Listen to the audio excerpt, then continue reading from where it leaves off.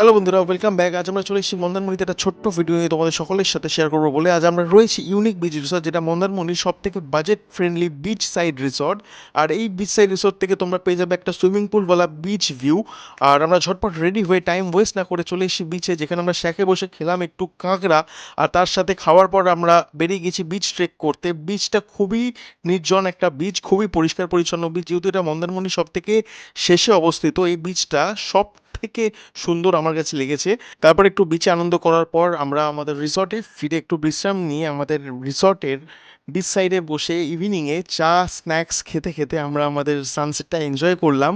আর সন্ধে হওয়ার পর আমাদের রিসর্টটা কিছুটা এরকম দেখতে লাগছিল। তোমরা দেখতেই পাচ্ছ রিসর্টটা কতটা কালারফুল দেখতে লাগছে। আর সুইমিং পুলে তো বুঝতেই পারছো, দারুণ অ্যাম্বিয়েন্স ছিল। কি সুন্দর কালারফুল একটা অ্যাম্বিয়েন্স ছিল, যেখানে আমি এতটাই এনজয় করেছি কি সুইমিং পুলে ফ্লোট করার মজাটাই আলাদা ছিল।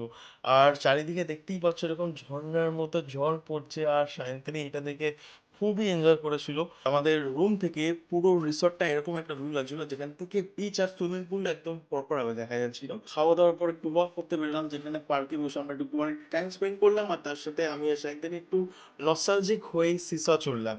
তো এই হলো আমাদের মন্দারমণির ওভারঅল একটা ট্রিপ ওভারভিউ। আশা করছি তোমাদের খুব ভালো লেগেছে। যদি ভালো লেগে থাকে অতি অবশ্যই চ্যানেলটিকে